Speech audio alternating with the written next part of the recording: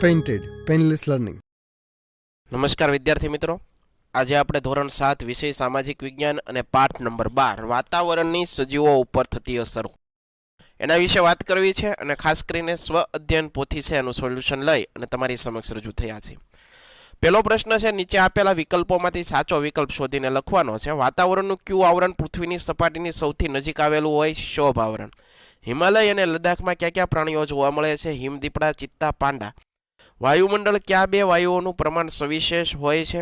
તો એની અંદર આપણે વાત કરીએ છીએ તો કે ભાઈ એમાં માત્ર જવાબ 2 આવશે, એટલે કે કાર્બન ડાયોક્સાઇડ, નિયોન. બરોબર, આગળ વધીએ. જો તમે જંગલમાં ફરવા ગયા હો અને ત્યાં તમને વાંદરા, ધ્રુવીય રીંછ, કસ્તુરી મૂર્ગ, યાક વગેરે પ્રાણીઓ જોવા મળે છે, તો એ જંગલ કયા પ્રકારનું હોય છે? શંકુદ્રુમ જંગલો. નીચેનામાંથી બંધબેસતી જોડી બનાવી યોગ્ય વિકલ્પ પસંદ કરો, તો એ તમને જવાબ આપેલો છે બી, જોઈ શકો છો. આગળ વધીએ. આશરે 110 કિમી સુધી ઓક્સિજન, આશરે 130 કિમી સુધી કાર્બન ડાયોક્સાઇડ. દૈનિક સ્થાનિક પવનોમાં નીચેનામાંથી કોનો સમાવેશ થાય? ઉપરોક્ત બધાનો. પૃથ્વીની સપાટીથી ઊંચાઈ તરફ જતા આવરણો સંદર્ભે સાચો ક્રમ તમારે જોવાનો છે. પહેલા ક્ષોભ આવરણ, સમતાપ, મધ્ય આવરણ અને ઉષ્મા આવરણ. ઉપરાંત તમને નીચેનામાંથી બંધબેસતી જોડી બનાવી યોગ્ય વિકલ્પો જોડવાના છે, જેમાં જવાબ બી આવશે, તમે જોઈ શકો. મિત્રો, હજી સુધી તમે પેન્ટેડ એપ્લિકેશન ડાઉનલોડ નથી કરી તો આજે જ ગૂગલ પ્લે સ્ટોર પર જાઓ અને પેન્ટેડ એપ્લિકેશન ડાઉનલોડ કરો, જેની અંદર તમને દરેક વિષયના સ્વાધ્યાય પોથી, એકમ કસોટી, સ્વ અધ્યયન પોથી, આ ઉપરાંત ધોરણ 9-10ના વિદ્યાર્થીઓ માટે ડીપલી વિડીયો લેક્ચર્સ ઉપરાંત તમને લાઈવ વિડીયો લેક્ચર્સ, દરેક વિષયની વિષય વાઇઝ પીડીએફ પ્રોવાઈડ કરવામાં આવશે. ભાવનગર ખાતે તમે જો વસવાટ કરતા હો તો તેના માટે ધોરણ 8થી 12ના તમામ વિષયોનું કોચિંગ પૂરું પાડતી કોચિંગ ઇન્સ્ટિટ્યૂટ આલ્ફા એકેડમી કાર્યરત છે. તમે એમાં જોડાઈ શકો, એનો સંપર્ક કરી શકો. ઉપરાંત હજી સુધી તમે અમારી યુટ્યુબની અંદર અમારી પેન્ટેડ ચેનલ અને સબસ્ક્રાઇબ નથી કરી તો સબસ્ક્રાઇબ કરો, તમારા મિત્રોને શેર કરો અને તમને વિડીયો ગમતા હોય તો તમે એમાં લાઇક કરો. આગળ વધીએ. બંધબેસતા જોડકા જોડો, તો એની અંદર તમને જવાબ આપો ઉષ્ણકટિબંધીય બારેમાસ લીલા જંગલો. તો એની અંદર એકની અંદર શું આવશે? તો મોહગની આ નામનું વૃક્ષ ઉગે. સમશીતોષ્ણ ખરાવ જંગલોની અંદર તો કે ભાઈ એની અંદર મેપલ. સમશીતોષ્ણ બારેમાસ લીલા જંગલો છે તો એની અંદર ચીડ. ભૂમધ્ય સાગરના જંગલો છે તો એની અંદર ઓલિવ. અને શંકુદ્રુમના જંગલો છે તો એની અંદર આવશે દેવદાર.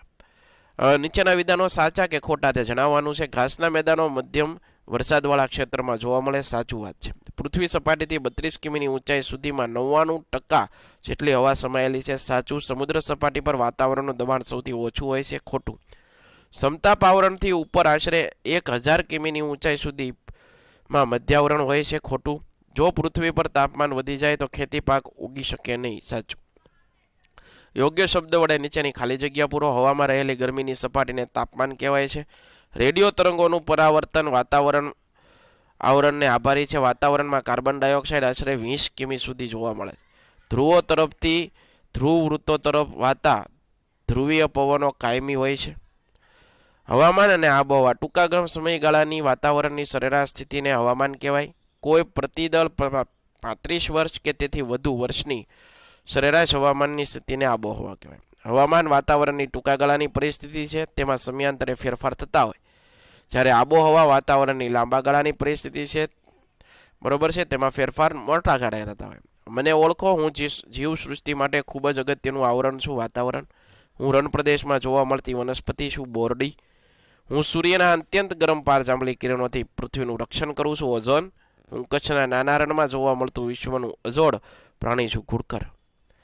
નીચેના પ્રશ્નોના ઉત્તર 1-2 વાક્યમાં લખો. હું રણ પ્રદેશમાં જોવા મળતા પશુ પક્ષી તથા જીવજંતુના નામે લખો. રણ પ્રદેશમાં ઊંટ, શિયાળ, ઝરખ તથા કચ્છના નાના રણમાં ઘુડખર, કચ્છના મોટા રણમાં સુરખાબ પક્ષીઓ જોવા મળે છે તથા સાપ અને વીંછી જેવા જીવજંતુ જોવા મળે. વાતાવરણમાં કયા કયા વાયુઓ આવેલા છે? વાતાવરણમાં nitrogen, oxygen, argon, carbon, ozone, hydrogen, helium વગેરે વાયુઓ આવેલા હોય છે. ગુજરાતમાં સમશીતોષ્ણ ઘાસના મેદાનો કયા સ્થળોએ આવેલા હોય છે? ગુજરાતમાં ભાવનગર, વેળાવદર, કચ્છના બંને વિસ્તારમાં આવા ઘાસના મેદાનો આવેલા હોય છે. પવન એટલે શું? તેના મુખ્ય પ્રકારો. તો પૃથ્વીની આજુબાજુ વીંટળાઈને આવેલી ક્ષિતિજ સમાંતર ગતિ કરતી હવાને પવન કહેવાય. એના મુખ્ય 3 પ્રકાર છે, કાયમી, મોસમી અને દૈનિક.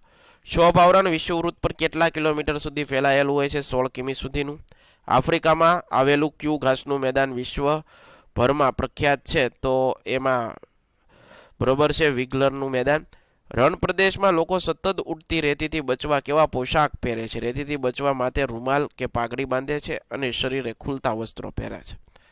આ ઉપરાંત આગળ વધવું છે તો ઉષ્ણકટિબંધીય ખરાવ જંગલોમાં ક્યાં ક્યાં પ્રાણીઓ અને પક્ષીઓ જોવા મળે? ઉષ્ણકટિબંધીય ખરાવ જંગલોમાં ભારતનું રાષ્ટ્રીય પ્રાણી વાઘ, એશિયાઈ સિંહ, હાથી, માકડા વગેરે પ્રાણીઓ જોવા મળે છે. આ ઉપરાંત મોર, મેના, બાજ જેવા પક્ષીઓ પણ જોવા મળે છે. વાતાવરણ પૃથ્વીની ચારેય તરફ વીંટળાઈને આવેલા વાયુઓનું આવરણને વાતાવરણ કહેવાય. વાતાવરણમાં વિવિધ વાયુઓ, પાણીની વરાળ, ધુમ્મસ, ઝાકળ, વાદળા, ધૂળના રજકણો, બરફના કણો, સૂક્ષ્મજીવ જંતુઓ વગેરે આવેલા હોય છે.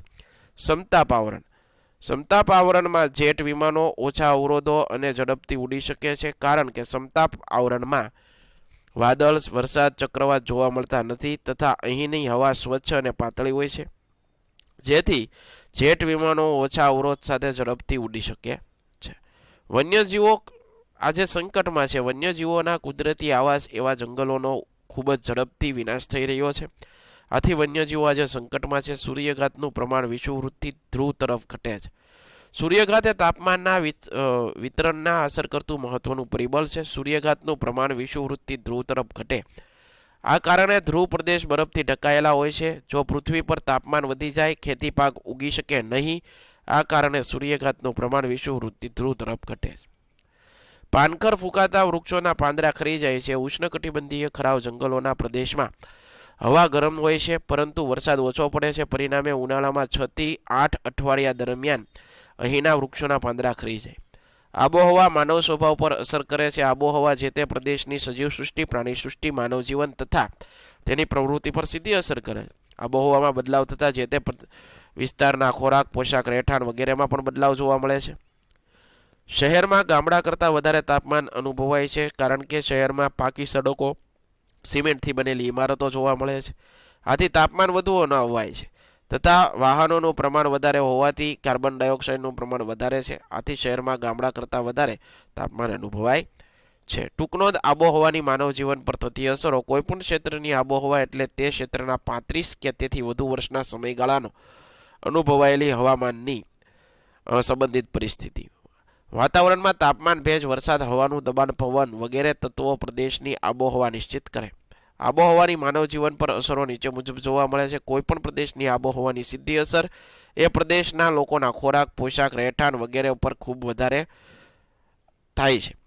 વધુ વરસાદવાળા પ્રદેશના ઘરોના છાપરા ઢોળાવવાળા હોય છે, જ્યારે ઓછા વરસાદવાળા પ્રદેશના મકાનો ઓછા ઢોળાવવાળા, સપાટ છાપરાવાળા હોય છે. જે તે પ્રદેશના લોકોને પોતાને ત્યાં ખેતી પાકોને ખોરાકમાં લે. દાખલા તરીકે મેદાન પ્રદેશના લોકો ખોરાકમાં ઘઉં લે છે, જ્યારે પર્વતીય પ્રદેશના લોકો ખોરાકમાં મકાઈ લે.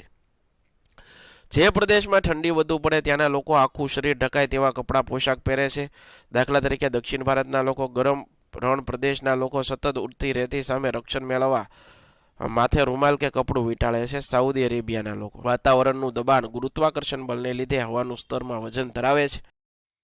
હવાનું વિશાળ સ્તર તેના વજન પ્રમાણે પૃથ્વીની સપાટી પર દબાણ કરે છે, જેને વાતાવરણનું દબાણ કહેવામાં આવે છે. સમુદ્ર સપાટી પર વાતાવરણનું દબાણ સૌથી વધુ હોય છે.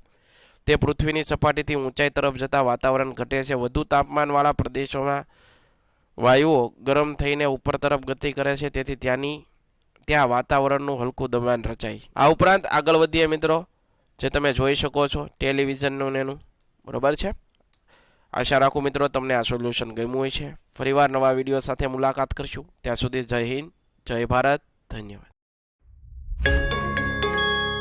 Painted, Painless Learning.